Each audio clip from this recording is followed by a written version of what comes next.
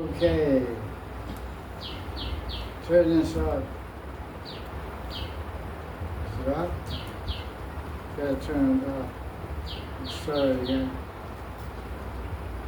New folder.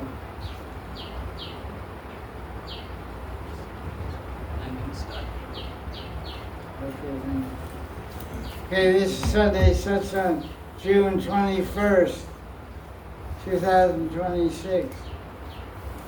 What's questions? Everybody's,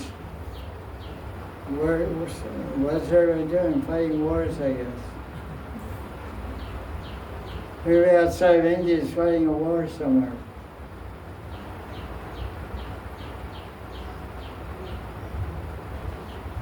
Any question? Where's the 1%? Bobby, have any question? Okay. Gurudev, in Bhagavatam, during the description of Vastraharam Leela of gopis, it describes that some gopis are attracted to Krishna and in the Purva Rag that they want Krishna to be their husband in the form of Gandharva Vivaha. But we also see that already gopis are having intimate pastimes with Krishna much before, like Kalya Leela also, and also before, like in Vrindavan, Anand Vrindavan Chimpu describe that in Vrindavan, Davanal Kund, they had pastime. So already Krishna is enjoying with gopis much before. But not those gopis. Gopis is a big question is asked. Gopi Vastrahara Leela, which is 10th canto, chapter 22. Those are a particular group of gopis that were sages in South India. They saw Ramachandra. They wanted to be like Sita. They wanted to have an amorous, loving relationship like a wife. So they wanted Krishna as their husband. But the other gopis in chapter 21, the Gita, that's the already married gopis. So that's called the Purva Rag of Radharani. Before they chapter 16, they expressed their Purva Rag to Krishna when Krishna vanquished Kalya, and they all slept on the bank. It's described in Nanda Vrindavan Shambhu. Everybody fell asleep except the gopis and Krishna. And Krishna was with all the men, sitting up kneeling, and all the gopis were kneeling with all the women. They were exchanging glances back and forth, and looking at each other and sending loving sentiments. But that's different. That's a different group of gopis. The gopis of Vastrahara, all the sages, sadhana siddhas. There's no Nitya Parishads in that group. They're all sadhana siddhas, praying, worshipping Yogamaya, Kadyanyas Yogamaya to make Krishna. So he did like Gandharva marriage type thing. So the other gopis have a whole nother loving exchange with Krishna. Bhagavatam says even that the Purva Rag was fructified at Kalya Leela. Because Sanatana Goswami quotes some other Puranas, say Krishna invited them to come out on Rasa dance. So Rasa dance includes A to Z. Yeah. If you know what I mean. Yes. Yeah. Dancing, romancing, kissing, embracing. In the Bhagavatam it said, Krishna, it's in the Bhagavatam verses, Krishna put his hands, touched the gopis' breasts, waist, thighs. I mean, what are you doing, man? What's going on? I thought you were dancing. Why dancing and other stuff? You get a little carried away, It's right there. So it says that all rasas and all experiences were experiencing rasa. They go swimming in Yamuna, they go in the Kunjalila, they drink wine. Everything is part of rasa dance. It's not just dancing all night. They dance, they eat fruits, they have a snack, they get drunk, they go to sleep, they fool around, they wake up, they go bathing, skinny dipping, under the moonlight, they get dressed, they go back in the kunj, and they, whatever they do. Roll dice. Not at night. Dice. Not at night. Oh. That's Madan Lila. Okay. Until Rati Lila. I thought they did everything. Well, everything in a different Except dice. everything but that. And no holy, no Julian also. Oh, okay. There's a couple. Sometimes you do holy also. Shankachuda's story. Yeah, holy night. Krishna killed Shankachuda.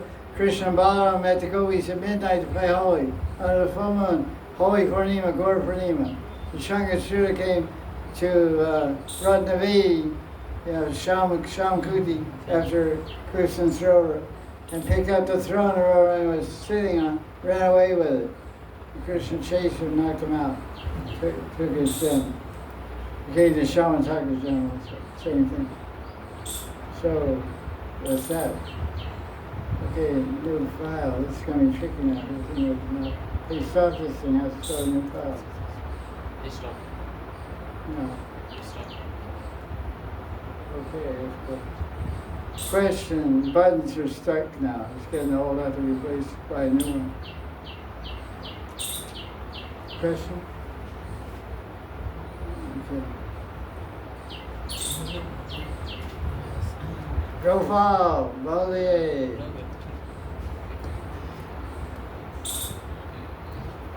Gurudev, when sadhana siddha gets into Golok Vrindavan, will he come back? Can he come back in Krishna Lila Bhavan to first planet? Very nice question. The question is asked, when one attains prema and gets liberated from this material world and goes to Goloka Vrindavan to join Krishna's Nitya Lila in their Siddha spiritual body, doing their eternal service. When Krishna comes to the Bhoma Vrindavan, do they join him? The possibility is there. Because it's told in the Bhagavatam when Krishna advented, Narada Muni went around and invited everybody to come down. Said, Krishna's coming down, all your devatas should come down. So the devatas came, and also the parishads also came. And there's different stories about how different parishads came. Like Gaudiya asked, he wanted to come down, so Gaudiya came down. Krishna was going without Radharani. And Radharani and Krishna's flute said, I'm not going. For the pastime, Krishna said, I'm going to the material world now to establish Bhoma Vrindavan. Flute said, I'm not going. And Flute said, and Krishna, why Flute? Why aren't you going? You didn't say anything about Radharani. Oh yeah, well Radharani, you want to go? Yeah, man. So then the Flute said, okay, if Radharani's going, I'll go. Because I don't have any service but to call Radharani. So you're going down there to do your thing. You're not going to take Radharani, I'm not going either. So it's the question, can the sadhana siddha that's there in Vrindavan, can he join Krishna when he comes? Of course, because it says in Brihavatamrita, when Gopakumar was entering Vaikuntha, he saw Vaikunthavasi leaving. The rest of the Vaikuntha were leaving. He said, where are you going? He said, we know that Vishnu really likes it if we preach. So on our own desire, we're going to go down to the material world and take birth there and preach bhakti. So that's the spiritual world. So the siddhas or sadhana siddhas, it doesn't matter. They're all siddhas. So whether you're sadhana siddha or nitya siddha, you can leave that place and come here and preach. Just preaching what the speaker join the Lila when Krishna comes. The answer is yes. Personally, I'm not going.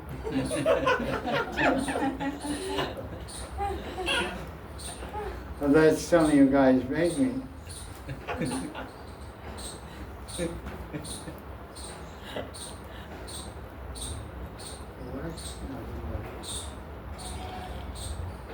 Work? It worked. Okay.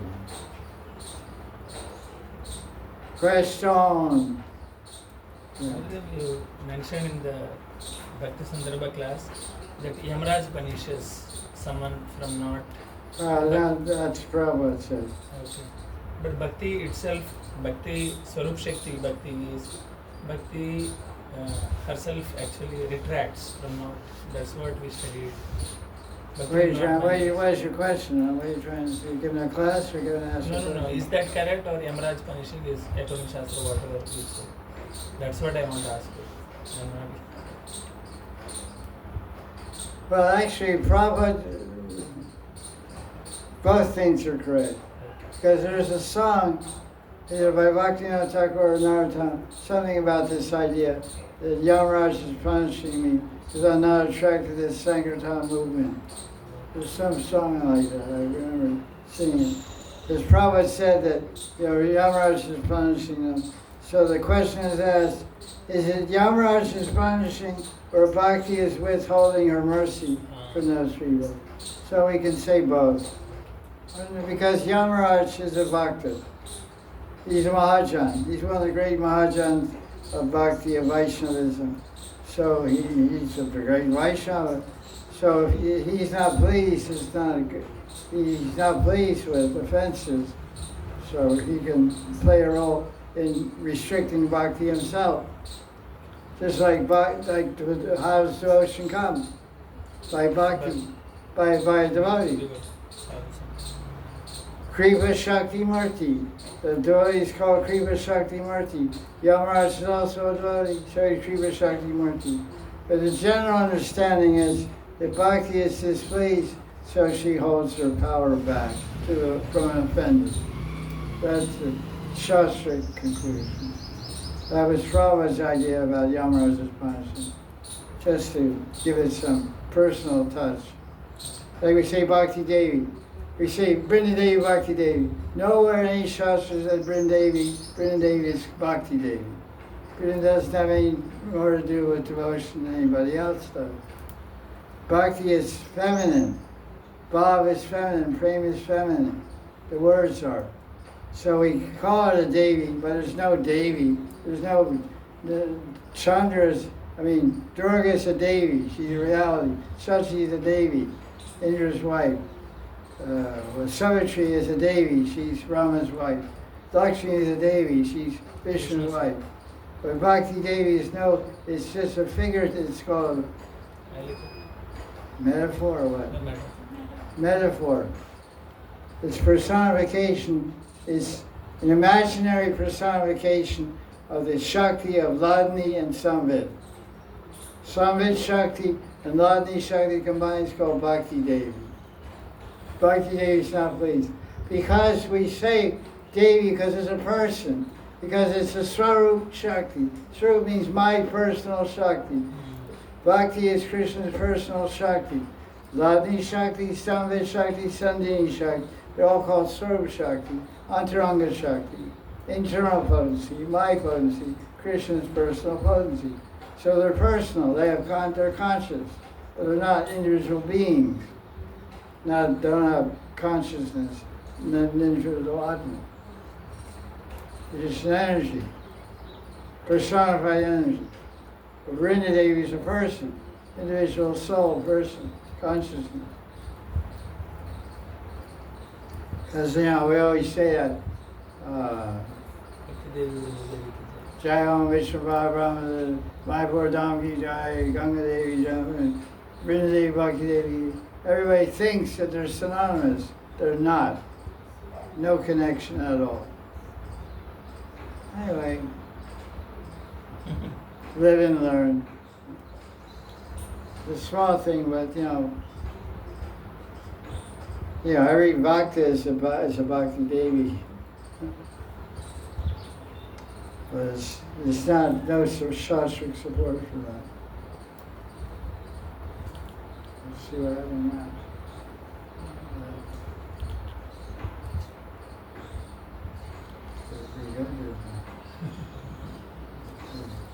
Question.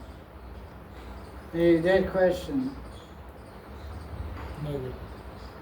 No.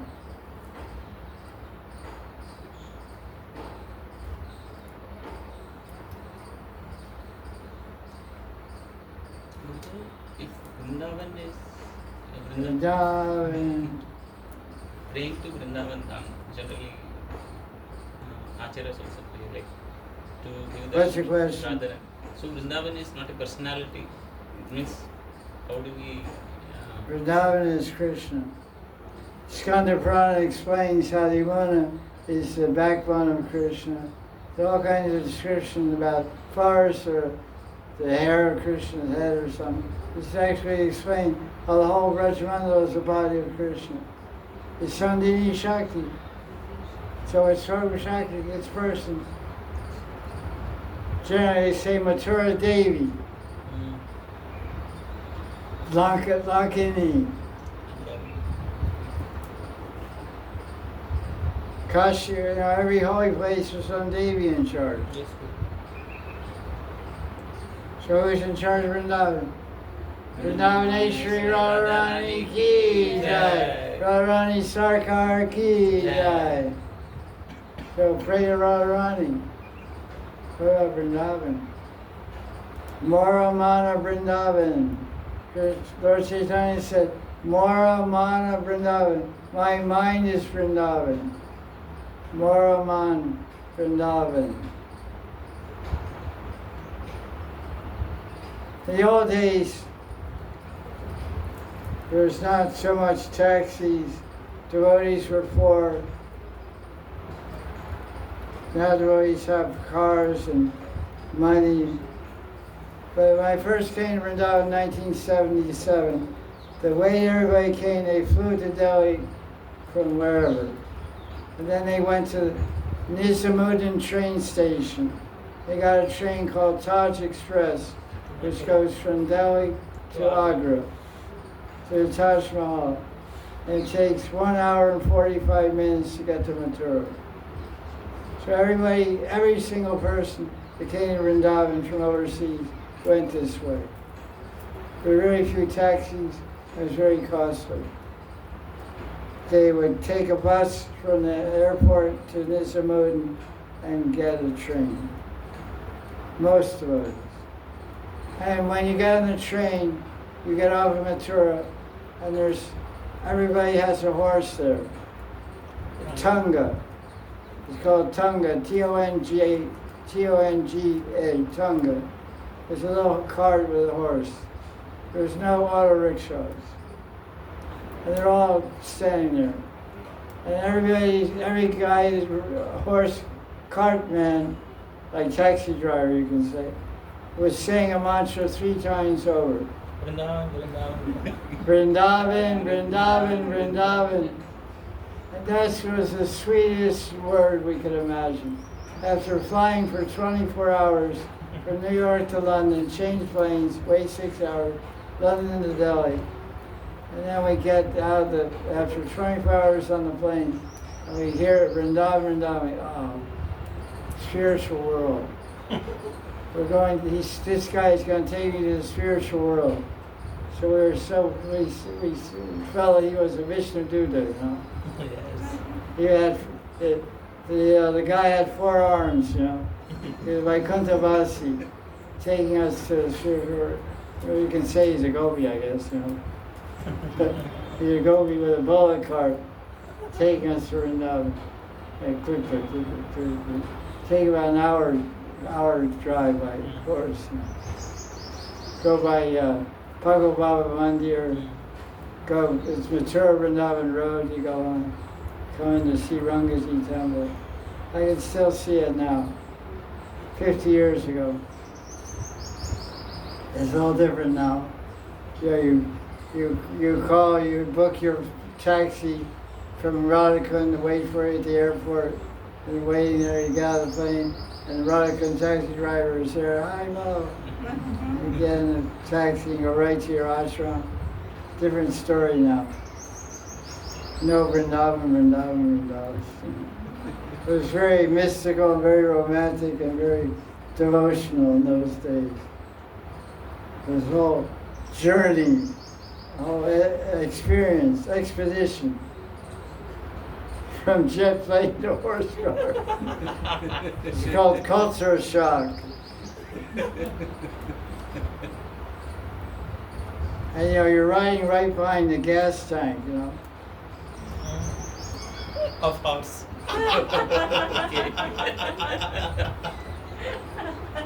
So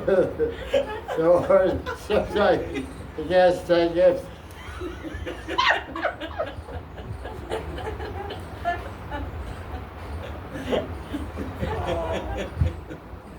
Anyway, it's different experience.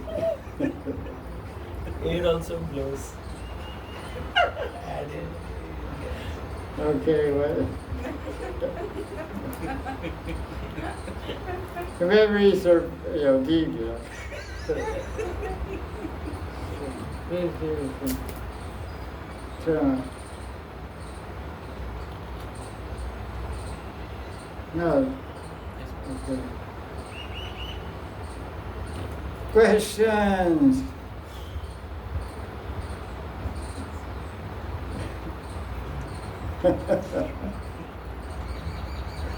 Horse car, well, sure. Yeah, right.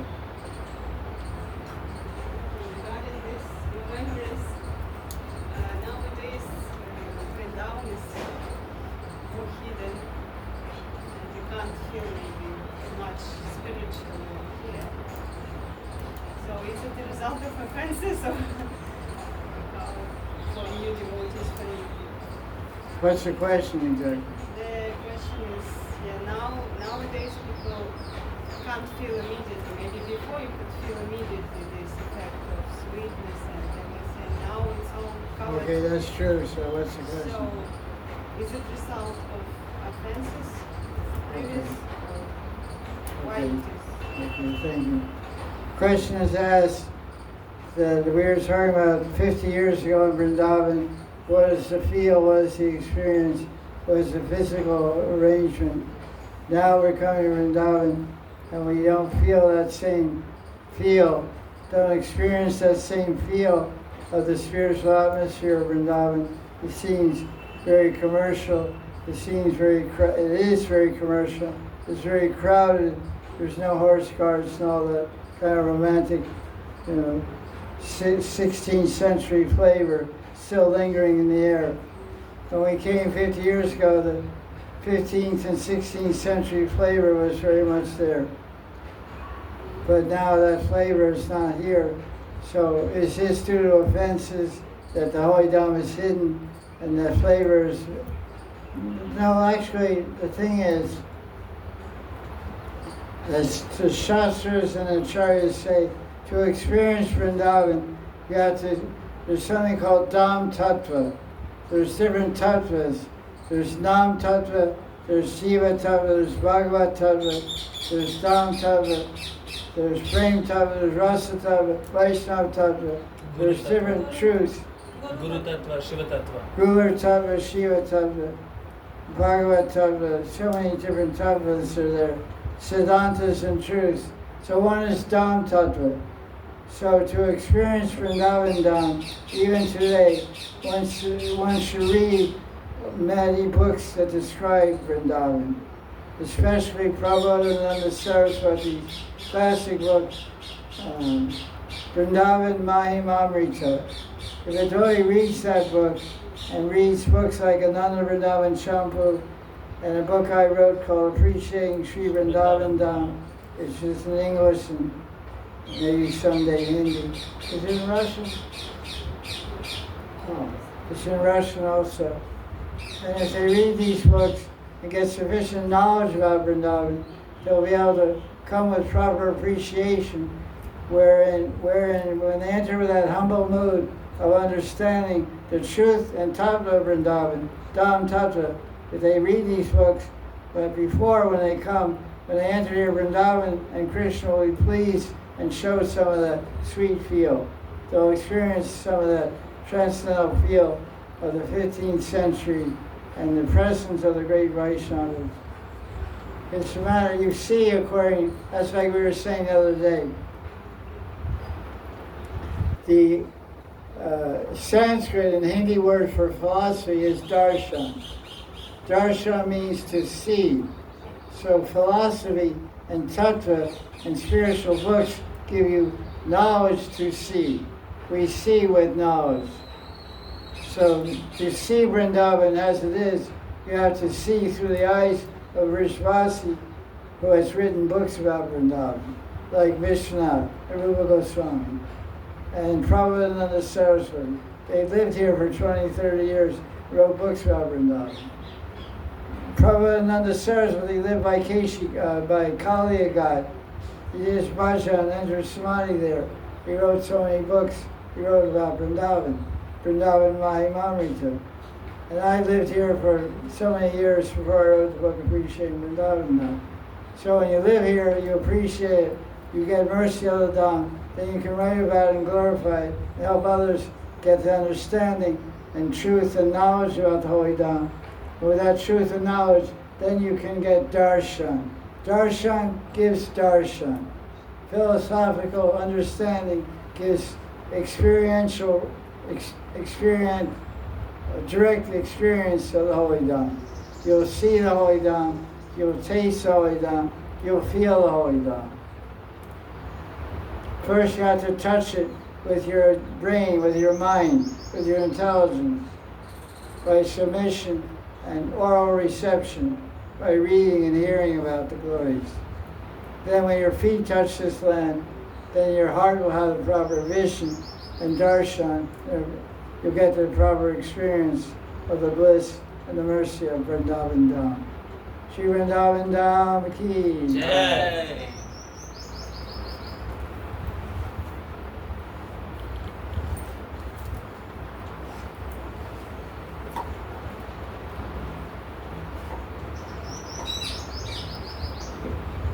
Any question?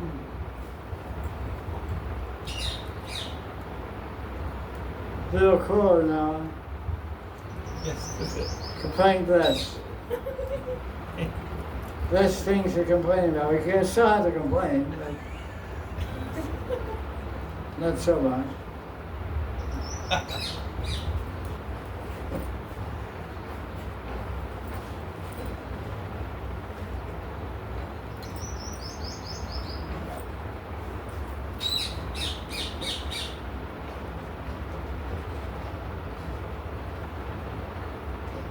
Anything?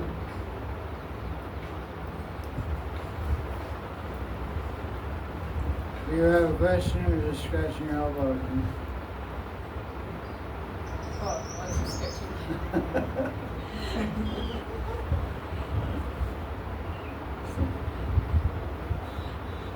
Okay. Jaya Jaya Sri Radhe. Prasad.